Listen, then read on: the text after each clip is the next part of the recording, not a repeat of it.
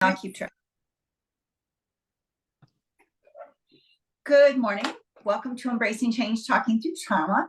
And today my guest is Jenny Jennings, and Jenny and I have done multiple embracing changes over the past 2 years. And today we're going to talk about the joy, finding joy in the season. But before we get to that point of it, Jenny and I are going to talk just a little bit about what the journey that we've been on the past pretty much year. Is we completed nervous system integration facilitation training with Chantel Lopez and Ann Bishop. And so, which means that we've done a deep dive into the nervous system, from the science of the nervous system or the polyvagal theory to teaching other people what the nervous system is all about. And so our conversation today is actually going to revolve around the nervous system. So Jenny, I think Jenny lives in Minneapolis and I'm in Michigan. We both are Pilates instructors. I would have to say for myself, I dabble probably in a little bit more. Pilates and yoga are my go-tos right now. So, and Jenny, do you have a quote you wanted to say? I do. I'm going to add on to something you said. Starting this program, which was almost a year ago, my mindset going into it is I'm going to learn this to help other people, to incorporate it into my practice. But the true reality is how much it impacted me. Oh yeah. And then quickly in starting the program, I had to give up for a bit teaching it to other people to just teach it to myself. And why I bring that up now is the little tidbits, little teeny mini vignettes we want to talk about today that can help you through this season, help you stay in a place of joy, help you not be too triggered by the trauma of the season. Okay, I do have a quote. It's one that I have maybe 4 quotes in front of me, but I'm going to say this one. Through the art of reflection, you have the power to shape your system in the direction of safety and connection. That's from Deb Dana, Polyvagal Exercises for Safety and Connection. So part of she is one of the books she wrote was pretty much our textbook in our learning, and she comes from more the mental health world, and one of our goals in our program is to bring it more into the movement world. So that's why I chose this quote is, connection is part of the key to joy. And although Tammy and I have really only been in person once, I think we did a thing, we have a deep connection even through Zoom. We do. And I think it's important to note that you can find connections in lots of ways, and don't discount that as an avenue to joy. And I just want to say too, Jenny, I said both of us were Pilates and I was Pilates and yoga, but it's been infused into all of my teachings. Like the nervous system is infused to everything that I do. But we talk about like this work, and I see it happening. Like we want to bring it into the movement community, but I can honestly tell you that because of my past background in bringing everything together, I've seen it like segue into the mental health communities. I've seen it segue into just even teachings at the college level, where I'm going to be doing like in a few weeks. And I think that I'm trying to remain very open about the direction, especially trauma-informed movement and the nervous system, integrating them together and where it's going to take me. So, and I know that you've done a lot within your own studio, as well as you've got some things brewing in the background. Yeah, I think what you just said is really important. I mean, I keep it open, and one of the challenges for me is feeling like I should be staying in my lane, and then realizing that my lane is expanded to being a much wider lane. And in doing that, it just feels right. And not only does it feel right, I get the feedback from clients about, oh, yay, this feels so good. And it's not just that I did it, it's that they showed up and connected with me. I have a skill level, you have a skill level, that we can do this work. It's a skilled level of what we're doing. And then I continue to get more skilled about it. Yeah. And I think that you're absolutely right about it. I'm just going to say that if anybody is interested, like in working with Jenny or I, but it's a connection with your own nervous system first. And then you can begin to relate it and apply it and layer it on out with your clients. And Jenny and I did like case studies and many, many, many, many hours of honing our own skills over the course of the past year. And people kind of laugh. And we're not done. No. Even though we finished this course, it's like finishing anything. When you finish, it's the beginning again. Yeah. It's such a commitment I have that I don't even feel bad about being in the beginning. Don't feel bad at all. It's like being in the beginning with all this information. It's super fun. But I think it's also, I have likened it to taking a graduate course. Yes.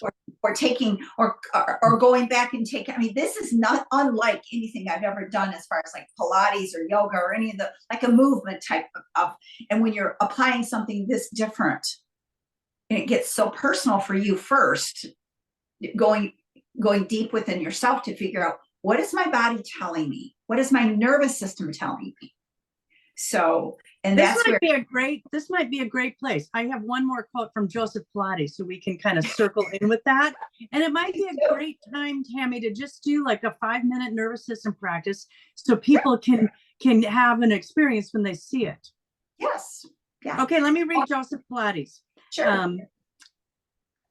All that any normal body should require is a change from whatever it has previously been subjected to. Oh, yes. So why I particularly chose this one, I mean, he has so many quotes, breathing, blah, blah. This one fits into the nervous system because it's the awareness and the reflection and the ability to note, shift, note differently is part of the journey of shifting your nervous system. So if I look at how Joseph, in his knowing, before even the vagal nerve was a thing that people talked about, he wrote this quote. He knew something, and he knew that you have to be open to a change and maybe even be surprised by it. And then to make the shift to change. And then, that's where, his work came in. And then I'm going to say one more, because I love quotes because it gets us thinking. And this is from a whole different source. So this is what I like you pull out of the polyvagal theory and find other people that are thinking that way and putting it in, especially in the Pilates world. This is not a Pilates quote at all. You might have even posted this one, Tammy. Says, nothing happens until something moves. Oh, yeah. Albert Einstein. Mm-hmm. And you go, okay, well, Albert Einstein knew something too. And when you think about both Joseph Pilates and Albert Einstein were so long ago. Well, in the last century, but not like centuries ago. Yeah, but before modern medicine was, or the modern world was able to understand this part of our. I mean, we've known about fight or flight, but we didn't know how much it was affected, or the understanding of the vagal nerve as part of that. Well, and you know what's really interesting is, so I have worked with children, and I'm not going to go into but I did it for a long, long time. And this was like in the late 90s. And, we were talking a lot about the fight, flight, or freeze. So I was working indirectly with the nervous system all those many years ago. Mhm. It wasn't until I started, and I think that that's what really drew me to the work, was because we can talk about fight, flight, or freeze, and now there's new ones too as well, but most people know what that fight, flight, or freeze means. But really, deep down inside, what does that truly mean? What does it feel like? What does it feel like? What does it feel like if you put yourself in a fight or flight constant state? It's going to fry you out, is what happens. It's going to make you not the person you really are. And it also becomes your normal. Ooh, Tammy, you froze. Yeah. It's no freezing, Jenny. I know. I'll cut That's it up. okay. It's like, it's whatever in the world. Okay, so let's do this. Let's do this. Do you want to lead, or shall I lead? All right. A little. Sure, Should I lead a little? I can. All right. Okay. So let's do so wherever you are, just let's find just a little bit of wiggle. If you're sitting in a chair or on a couch, whatever you're sitting on, this is going to be short. It's not going to be really long. And I want you to just wiggle back and forth, maybe even like grounding through your feet. So lifting your feet up off the floor and then just placing them down. But allow your feet to first feel grounded. And then allow your hips to feel grounded in your chair. And let's just start by bringing your hands to the tops of your legs or on the sides of the chair, whatever's comfortable for you. And maybe just allowing your eyes to downcast here, and just check in with yourself. And let's come to focus with your breath before we do anything. And just take a big, deep breath in, and just gently let it go. And finding that sigh at the end.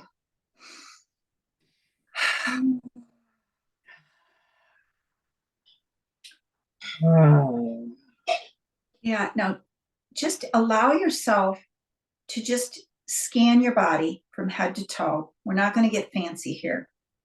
And just acknowledge how you're feeling without judgment, but be curious about why you're feeling like you are. If you're holding tension, or if you're just even relaxed. But if your body's holding tension, it's telling us something. So just be an observer and check in. Now from here, let's bring our hands together and create a little bit of warmth. So we're going to rub the palms of our hands together and create a little bit of warmth between our hands. And allow yourself, once they become a little bit of warmth, to place your hands on your body where you need that extra warmth, especially if you live in a cold climate. So allow yourself to let them come to rest on any part of your body that needs it. Find that nurturing quality. So support yourself with your hands wherever you need to be. So let your breath fill in that space to continue to support you, even though you're supported by whatever you're seated on, and your hips are grounded and your feet are grounded. Now gently close your eyes and breathe into that space. And if it feels right, allow yourself to gently fold yourself slowly forward. And as you come forward,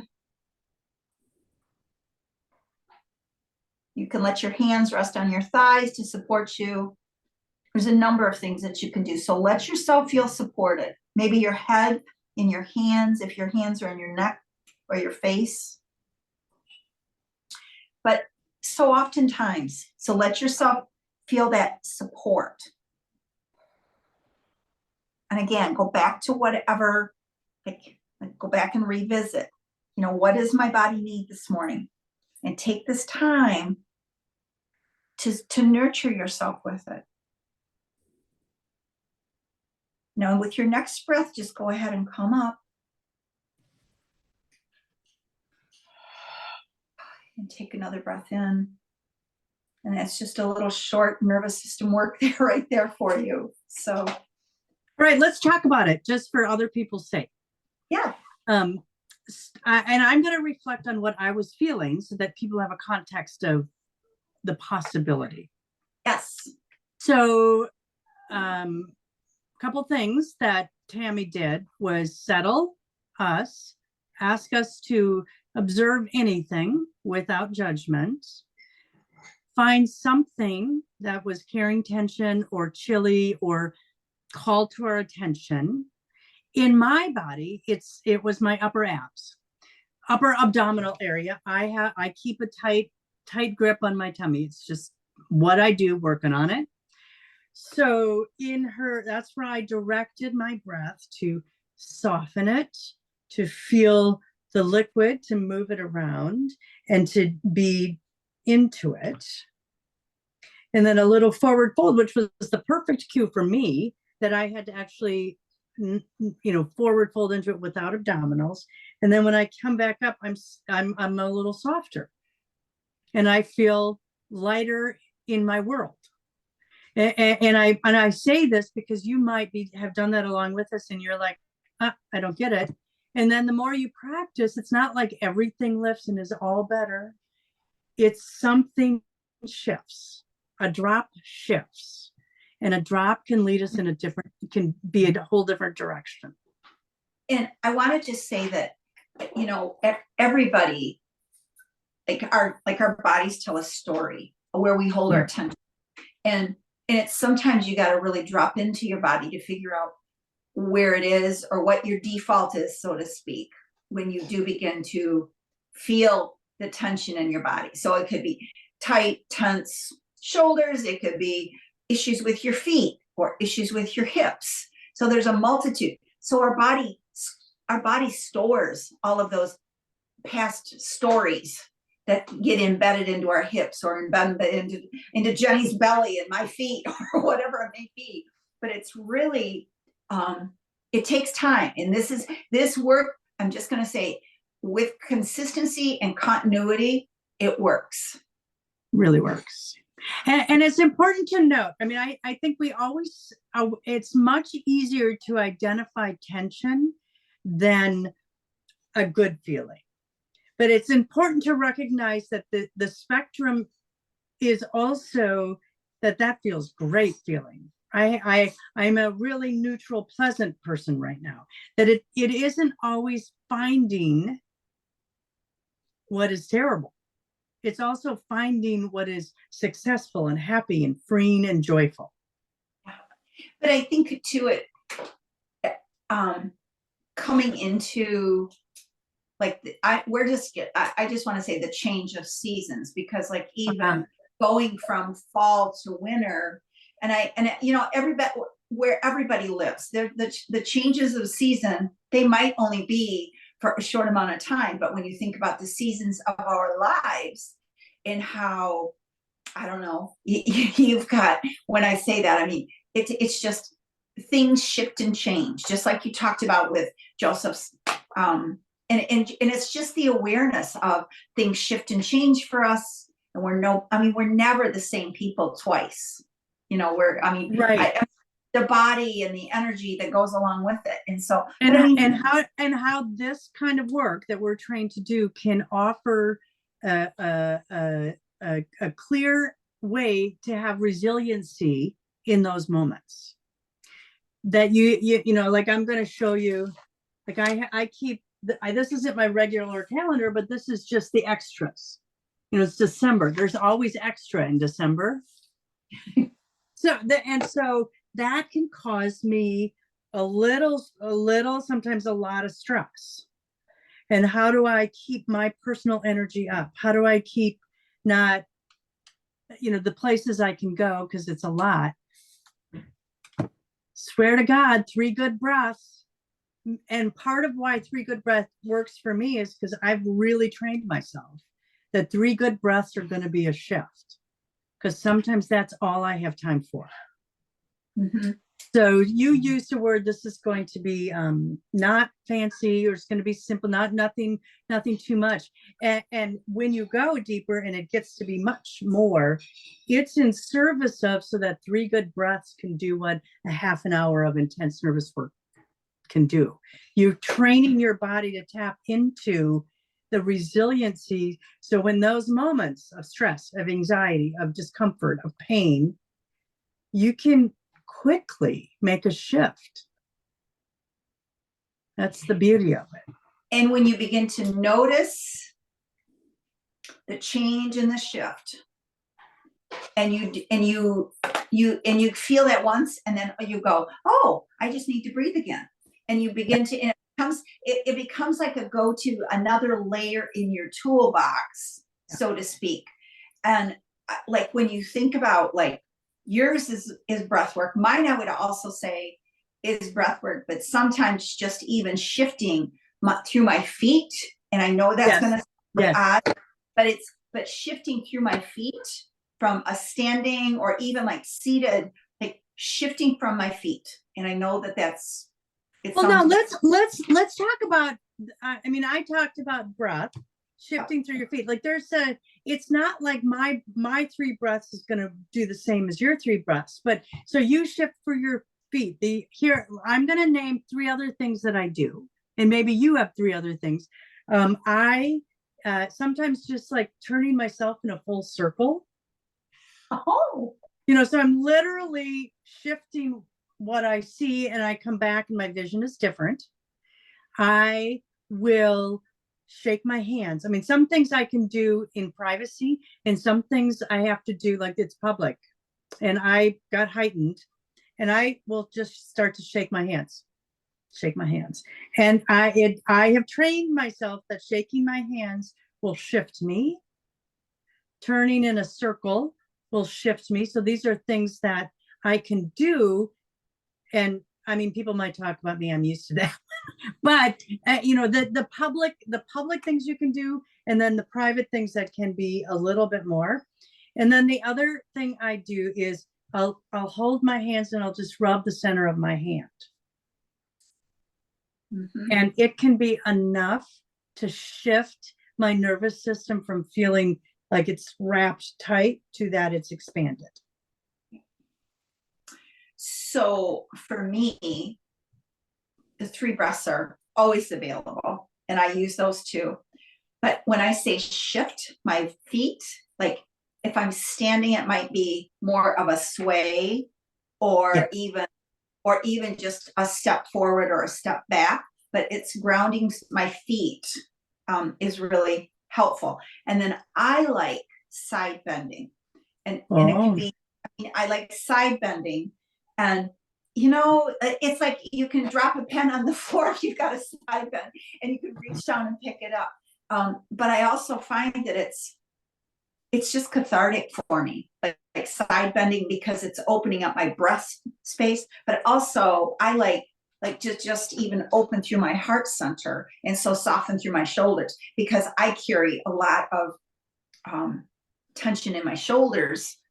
And it's just softening through my shoulders. And so consciously just thinking about just even dropping my shoulders. And that, I would say, would be probably shifting, dropping my shoulders, breathing. And another one I like to do is just even because again, it gets rid of the tension in my neck.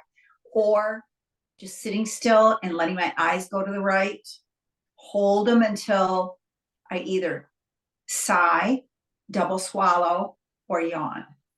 And then bring them back to center. And that one, I've used that multiple times, like with my clients in the studio, because it's something that you can do, and people don't even realize you're doing it. So, or yes, like we can be very, very sneaky with clients, which I have no problem doing. So note that Tammy and I have listed probably 12 little things, little hacks, I call them, little hacks that are pedestrian. It's like they're pedestrian. Like wherever you are, you feel it. We all have our tells. Like is your tell your neck gets sore? My tell is I feel my tummy just tense up. And then I sometimes have to step back and go, why is that happening? Yeah. And then I go, doesn't matter why it's happening. It's happening.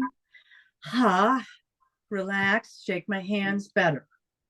Mm-hmm. And it's not like the world is perfect. But then it lets me get to the next step and the next step and the next step and the next step. So I'm not going to bed that night a mess.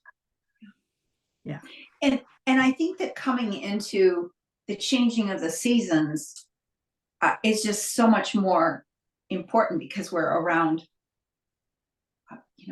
lots more people, whether you're out shopping or you've got family events to go to, or you got holiday parties that you need to go to. And just being around things that could cause you to feel anxious. I mean, I'm going to say something to your group. We do that. And going out to a party and you have to put on a proper bra causes me anxiety. In COVID, where we haven't really had to do, and now I'm like, oh, that shirt looks terrible on me. I gotta go back in the back of the drawer, pull out the proper one, and I'm like, oh, that's anxious. So why I even say that is you can have these triggers, and it doesn't have to be identifying. It often is, but it doesn't have to be because it was a big trauma that happened in your life. That's not anything we're saying. It is absolutely going to help that, but it's going to help the little things too. And little things put on top of little things put on top of little things become big things. Yeah. I love Tammy's thing she said about shifting on her feet, because since she said that, I go, I think I do that unconsciously a lot. But now I'm going to pay really good attention. And that's something this audience can do. What is something that you do unconsciously that might be actually helping your nervous system that you haven't quite identified? And part of this shifting is awareness. But Jenny, I would have to say to you that it took me a long time to figure that out. But your feet, you're shifting, yeah. Yeah, but once I started figuring it out, I've been doing that shifting for many, many, many years, because I used to work with children, and it would be a way that I could get them to co-regulate because I would sway with them. And that's where the whole shifting, like for me personally, but it was initially it was comforting for the children, but I think for me, shifting is obviously comforting for me as well. Just like rocking. Like Rocky, if there's a rocking chair, I'm going to be sitting in it because I find it to be comforting and soothing. But I just think that when you can find your triggers, but then also find the glimmers. So a glimmer would be joy. A glimmer would be like what, like Jenny and I having this conversation. This is a glimmer in our day today because we've talked, and yes, we've seen each other, but we haven't done one of these, an embracing change, since March. And a lot has changed since March for both Jenny and I. A lot has shifted. So, but I think that when you can find peace within your, like, even for a few minutes to find peace or joy within yourself to help you, it's just, and I know Jenny and I've talked about this many times, but Jenny wants to use the nervous system, and help me if I say this wrong, Jenny, for world peace. And I should define how, not, all right, I'm going to just talk real briefly about that, but I'm going to respond to what you said is the result of doing this nervous system work in a little way or a big way is to be able to find the glimmers, and it presents as joy and hope. Yes. And when you have joy and hope, and I have a relationship with another human being in that truth of joy and hope, that honesty of joy and hope, that is world peace. It's how I define it. It's not in the bigger way of no war. We want that. Everyone in the world wants that. How I think of it is one conversation at a time. Yeah.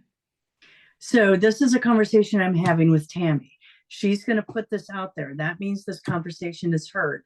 That means that my manifesto of world peace is working.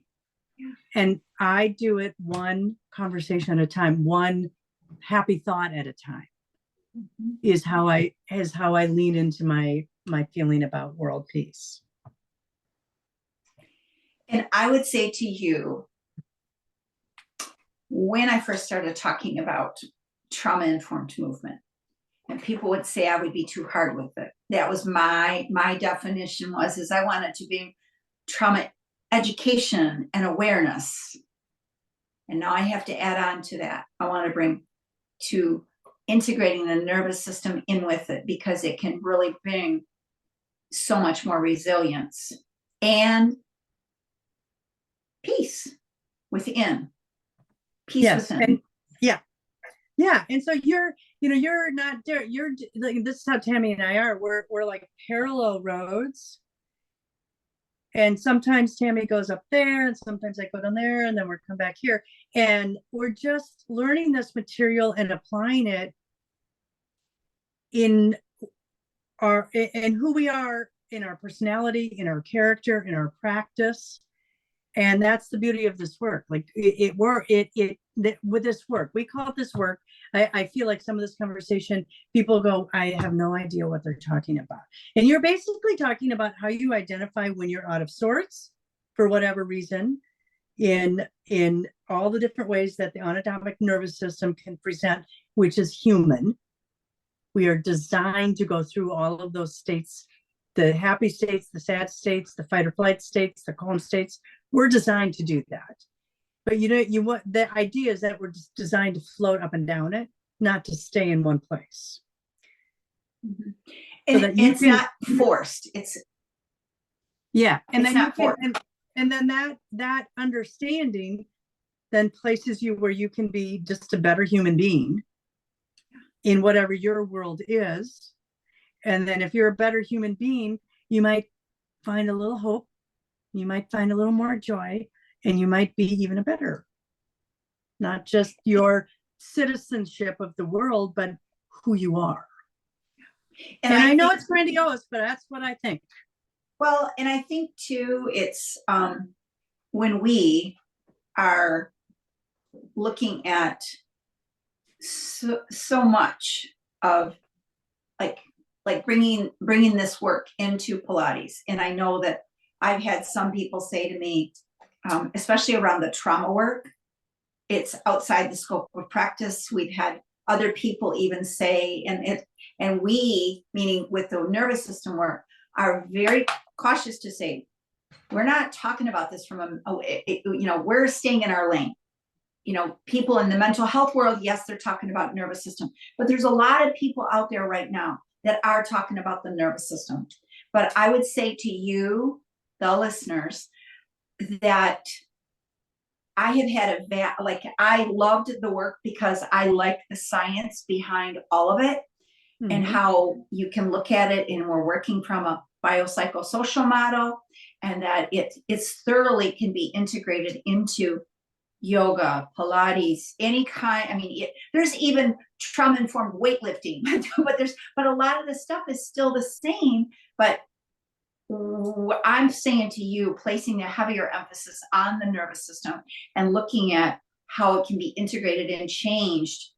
I have clients right now that I'm working with that I just posted something yesterday, and basically she told me that she felt heard and she felt seen, and that meant then I knew that I was doing my job.